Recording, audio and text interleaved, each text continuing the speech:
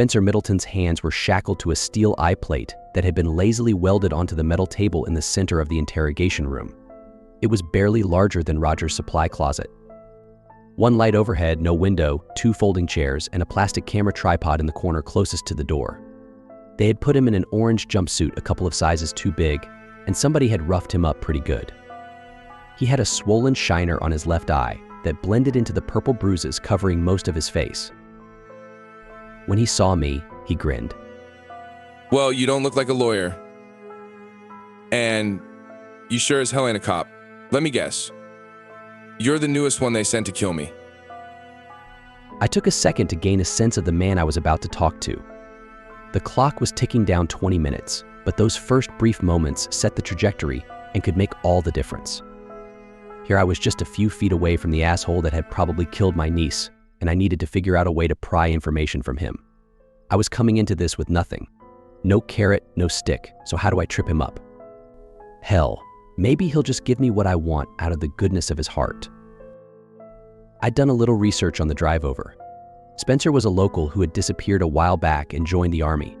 After an honorable discharge, he made it a point to mostly live off the grid, save for a handful of run-ins with the law. He had a habit of starting or ending fights, depending on how you look at it. I made my move, returning his smile and pulling out the chair on the other side of the table. From here I could see that the man had a nasty-looking scar straight across his throat. I sat and faced him, waiting to see if he had anything else to offer. He didn't. So I went first. Who's trying to kill you, Spencer? He laughed softly and said, Don't I know you? I doubt it. Yeah, I do. You went to my high school, right? You're Donnie's brother. I maintained my poker face as best I could, burying the sting of hearing this asshole mention my brother's name. It wasn't time yet to show my hand, and at least I had him talking. You said somebody's out to kill you. Why would someone want you dead? Did you do something? You know, when I get out of here, I'm going to cut your face open from here. From across the table, he pointed at the spot just over my right eye. It's a here. He dragged the point of his finger slowly down towards my neck. I took a long breath. I'm not a cop or a lawyer, just an interested third party. There's sure a lot of those in this town, aren't there? What do you mean by that? Spencer relaxed in his chair and leaned his head back to stare at the ceiling. Man, come on, just ask me whatever it is you came to ask, right? I'm starting to think you might not know anything. Maybe the sheriff oversold you as some kind of badass when really you're just a guy that was in the wrong place and too dumb not to look guilty. Spencer looked me in the eyes and laughed a short, staccato kind of laugh. You're going to use pride and ego down on me, Riggin? This ain't amateur hour. I spent years on the other side of this. I've interrogated Al-Qaeda in a cave in the desert. Shit. This asshole had my number. Look, I'm not going to bullshit you. And quit trying to work around it and ask me the fucking question you came here to ask me. This asshole was running the show now and we both knew it. Might as well take a shot. Do you know what happened to my niece, Vanessa? Spencer held up both palms. Is that supposed to be a no? That's supposed to be a let's make a deal, Clarice. Quid pro quo, right? All right. What do you want, Dr. Lecter? And more importantly, what are you offering? I can tell you exactly where a certain missing teenage girl went, where you can find her. And you can ask her yourself what happened. I can draw you a fucking map if you want. But in exchange, I want something from you. Something small, something you won't ever miss. My heart was pounding. It took every bit of restraint I had left not to jump across the table and strangle the answers I wanted out of him. Okay, name your price. Spencer leaned in and spoke each syllable deliberately. I want one of your teeth. He smiled and laughed again. What the fuck did you just say? That's all I want. I want you to pick a tooth, any tooth, and pull it out for me. You've got dozens, right? Are you really going to miss one? I don't think so. You pull out a tooth for me and I will tell you exactly where you can find her. I hope you burn in hell, you piece of shit. Really? You value your teeth more than your own family? Good thing your brother isn't alive to see you make this choice. I knew he was baiting me, and I wish I had been smarter. But I wasn't. I jumped out of my chair so fast it launched across the room and swung a wild right hook that would have broken bones if it had landed. But he dodged it by an inch, caught me by the fist, and used my follow-through to pull me across the table. My face hit the metal, and before I knew it, he had hooked his arm under my chin. In a single motion, he twisted me onto my back and locked his arm against my windpipe, squeezing tighter and tighter until I started to black out. I tried to scream, but there was no way air was coming in or going out. The world went black, and I knew I was done for. That son of a bitch was faster and stronger than I could have ever expected, and I'm glad I'm more lucky than careless. I didn't hear the deputies come in, but if they had waited a few more seconds to pull me away, I might not be here right now. As they helped me out of the room, Spencer let out a loud, gleeful cackle that followed me all the way out into the lobby. It was getting dark by the time I was patched up and leaving the sheriff's station, and I had decided to spend the rest of the day getting shit-faced. That asshole all but confessed to killing Vanessa, but that wasn't enough. He wanted to. He needed to rub it in my face, and I let him. I had the who, just not the how, where, or the why. But with a guy like that, does there even need to be a why? Armed with this information, I wasn't exactly in a hurry to go back and see Jamie. The only bar in town was closed for some kind of bullshit holiday, so I decided to celebrate alone. The bottle in my go bag might not be enough, I thought, so I went back to the shitty gas station on the edge of town. The sheriff was pissed at me for what had happened, and I don't blame him. I lost my cool, and you can't do that if you're working on the side of the law. Which for the time being, I was. I couldn't help but wonder how hard it would be to get away with killing Spencer while he was in custody. When I got to the gas station, the clerk behind the counter didn't even look up from the book he was reading. He was considerably younger than me with bags under his eyes like he hadn't slept in days. A pair of crutches were leaning on the counter next to him. I bought a bottle of whiskey and a pack of smokes, and as he rang me up, I asked him, "Hey, do you know of a good hotel near here?" Nope. He said simply as he handed me my change and went back to his book. "All right, thank you, Mr. Personality." When I got back to my car, I tried to look up the nearest place with a cheap hotel, but was reminded that this part of town doesn't get cell or internet service. All I wanted to do at that moment was drink and shower and sleep.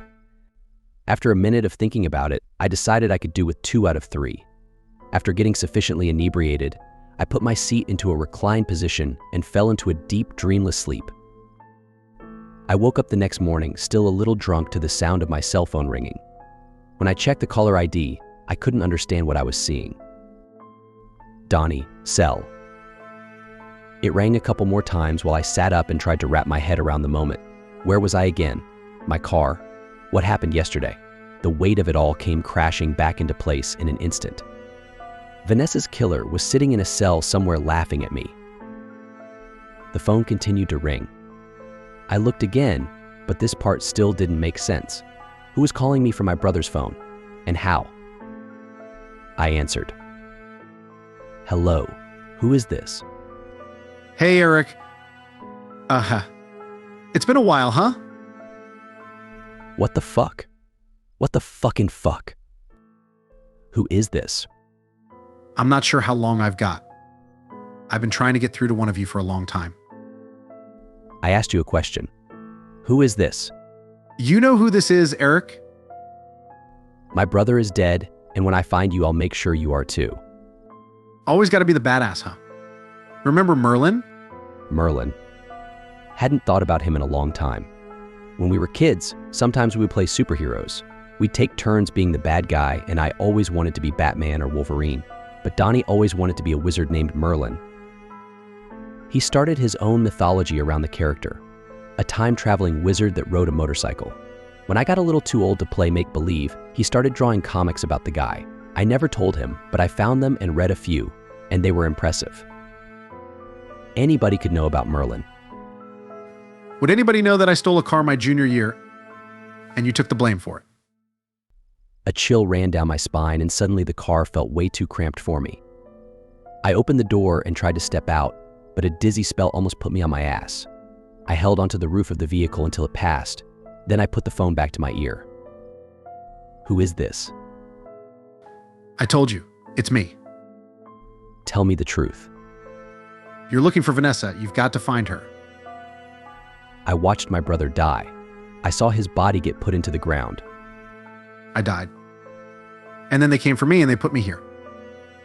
Where is here? I don't know. But I do know that they're watching you. They've been watching you ever since you came back. I think they haven't decided what they're going to do with you yet. We're both running out of time. You have to get to Vanessa before they get to you. Tell my kids I love them. There was a loud crackle from the phone, and then it disconnected. I stared at the screen like an idiot for way too long, then did the only thing I could think of. I dialed the number back. At that exact moment, I heard a cell phone ring from somewhere just beyond the gas station. That son of a bitch is here. I ran back there, towards the sound of the ringing. It was hard to pinpoint exactly where it started, but I knew it was coming from somewhere in the woods beyond the tree line. I ran straight into the forest, making a mental note on the way to check out that large mound of fresh dirt next to the dumpster. It looked like something had been buried there recently, but I couldn't afford the distraction yet. How many times had it rung? 4? 5? The ringing continued, now somewhere much deeper in the woods. I followed, trying to determine exactly where the noise was coming from. As I ran further in, the ringing became more of an echo all around me. I checked the phone still in my hand and saw the message. No network detected, emergency calls only. The ringing got louder. And then it turned into something else. No longer a ringing, more like a loud chirping, like an insect of some kind. Then it morphed into a deafening noise, somewhere between a roar and a scream, all around me. I pocketed the phone and instinctively reached for my piece. But it wasn't there. I'd left it in the car. Look, I know how this sounds. It's crazy. I'm not going to pretend it isn't. But it only got worse. The temperature in that spot started to crank up like I was next to an invisible fire ready to consume the entire forest. I had the sensation that I was burning up, about to be cooked alive, and my fight-or-flight response kicked into overgear. I picked a direction and started running as fast and as hard as I could. The heat got further and further away as I jumped over logs and limbs and ditches until I finally found a clearing. My lungs were ready to explode by the time I stopped and collapsed to my knees and threw up. I didn't have long to relax before I heard something crunching through the forest in front of me. I pushed myself to my feet and scanned the area for any kind of weapon, but there wasn't anything worth grabbing. Not a rock or a decent stick, or even a tree nearby worth hiding behind. What was I thinking running out here into the middle of this clearing? I was in the dead center of a nearly perfect circle the size of a tennis court, no trees, only knee-high grass. Basically a sitting duck. Then I saw it. A bear at the edge of the trees right in front of me. I say that it was a bear, which is technically true, but also not. It looked at me, and I was convinced I had lost my mind and gone crazy, because in that moment nothing made any damn sense. The thing I was looking at was, best I can tell, an enormous grown man, nearly 7 feet tall, wearing a tan teddy bear costume, complete with an enormous felt head and black button eyes the size of saucers. Like some kind of school mascot from a nightmare, it was covered in dirt and leaves, and when it saw me, it started waving excitedly. "Hey," I said uncertainly. Then it turned both of its middle fingers up to me and did a little dance. "Hey man, I'm kinda lost." The bear didn't say anything. It just pointed at me, then at its crotch, and started pelvic thrusting at the air. God, I wish I had my gun right now. For more chilling stories, like and subscribe.